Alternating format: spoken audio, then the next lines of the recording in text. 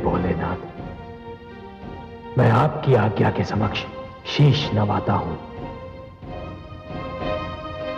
मैं आपको वचन देता हूं गुरुदेव कि अब से यह परशु मेरे लिए केवल एक कथा मात्र बनकर रह जाएगा। मैं फिर से आचार्य धर्म को धारण करूंगा, गुरुकुल परंपरा पुनः आरंभ करूंगा और आपका दिया हुआ वो पिनाकिन धनुष अब केवल एक ऐतिहासिक शस्त्र के रूप में दिखाई देगा। परंतु हे भोलेनाथ, मैं उस धनुष्य को रखूं कहां? कुछ मेरे दो अन्य भक्त हैं।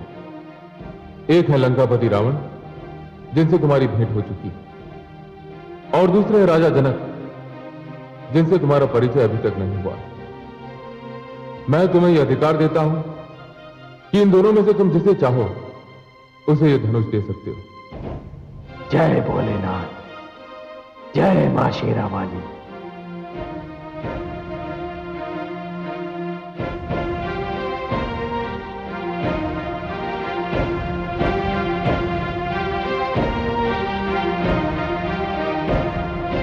असुर कीर्ति विस्तारक, देवकुल प्रतिष्ठा विदारक, महाज्ञानी सुकेशु नंदन असुर सम्राट रावण पधार रहे हैं।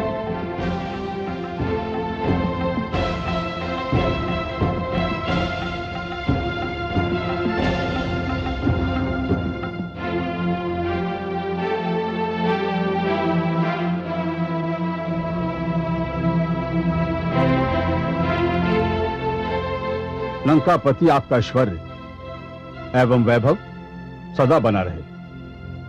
आपकी कीर्ति पताका ऐसी भांति लहराती रहे। आपके विचारार्थ उस उदंड ऋषि को बंदी बना लिया गया है। यदि आपकी आज्ञा हो तो उसे प्रस्तुत किया जाए। जब तक उसे सामने लाया जाता है, उसके अपराध का वर्णन किया जाए। हे असुर कुलभूषण, लंका में किसी भी आयोजित यज्ञ में आपके नाम की आहुति डाले बिना यज्ञ पूर्ण नहीं हो सकता। और उसने हमारे आदेश का पालन ना करने का दुस्साहस किया है। कौन है ये? सैनिक,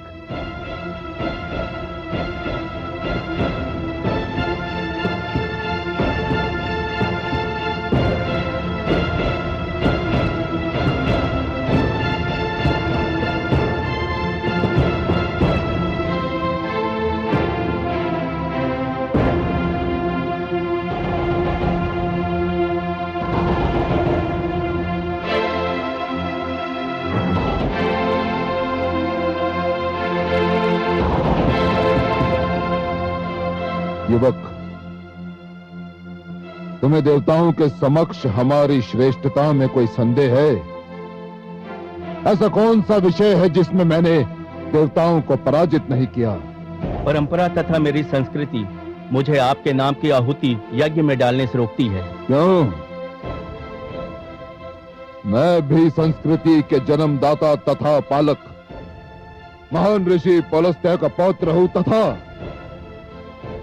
महान ऋषि विशर्वा का पुत्र रावण हूं। लंकेश, वंश में जन्म लेने से कुछ नहीं होता, आचरण से होता है, और आपका आचरण ऋषियों का नहीं असुरों वाला है। युवक,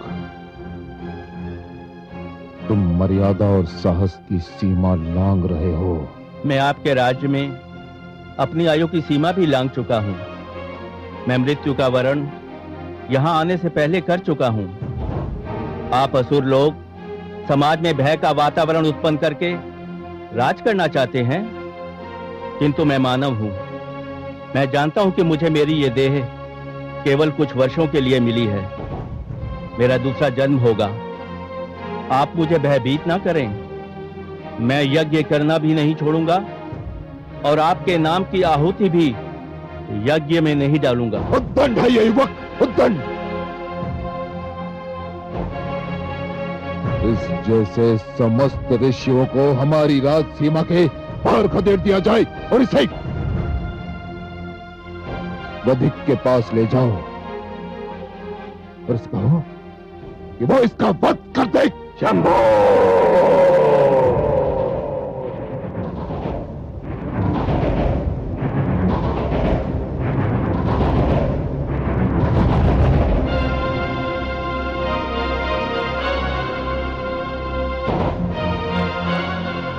परशुराम,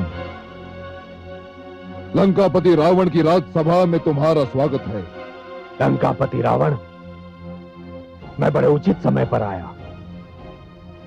मैं तो आपको विश्रवा का पुत्र समझकर यहां आया था, किंतु देख रहा हूं कि आपके ऊपर अपनी माता श्री की महत्वाकांक्षा और असुर संस्कृति विराजमान है। परशुराम, आपका इतना बड़ा उपकार है मुझ पर कि यदि आप मुझसे मेरा सिर भी मांगेंगे तो मैं ना नहीं कहूंगा। तो बस ये ऋषि युवक मुझे दे दीजिए, मैं उल्टे पैर लौट जाऊंगा। क्यों? ऐसा क्यों मित्र? हे लंकापति, मैं तो आपको अपने गुरु भगवान शिव शंभो का महान भक्त समझकर यहां आया था, उनका ये पिनाकिन धनुष आपको देने के लिए। तो दीजिए। दीजिए परशुराम, मुझसे बड़ा और योग्य पात्र इस संसार में कोई हो ही नहीं सकता। दीजिए परशुराम।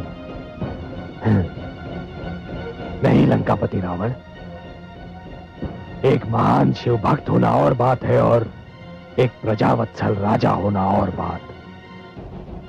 आप महान शिव भक्त अवश्य हैं, किंतु आप अपनी प्रजा की रक्षा नहीं करते। आप एक न्याय प्रिय राजा नहीं है लंकेश, और इसलिए अपने गुरु का यह महान शिव धनुष मैं आपको कदापि नहीं दे सकता।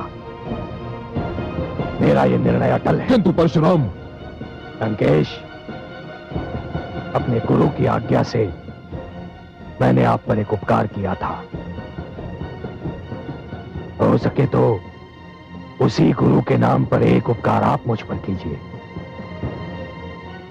यह युवक मुझे दे दीजिए। आपने मुझ पर बहुत बड़ा उपकार किया था। एक कायर के कारागार से मुक्ति दिलाई थी। आप नहीं जानते परशुराम, मैं इसे कितना बड़ा उपकार मानता हूं। तो फिर लंकेश, मेरे कहने पर इस युवक को जीवन दान दे दीजिए। इतने बड़े उपकार के बदले में इतना तुच्छ उपहार? एक मानव, एक ऋषि के जीवन का उपहार।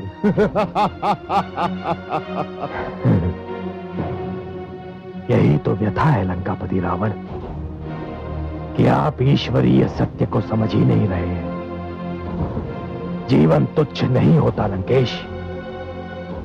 मानव जीवन इस धरती को ईश्वर का सर्वोत्तम उपहार है। तो ठीक है परशुराम,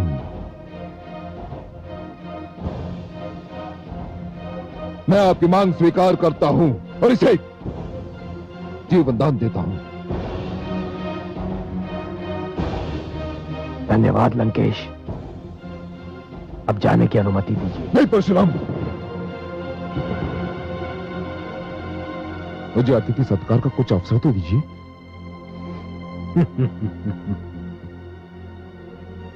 नहीं लंकेश, यह संभव नहीं है, क्योंकि आपकी और मेरी विचारधारा में धरती और आकाश का अंतर है।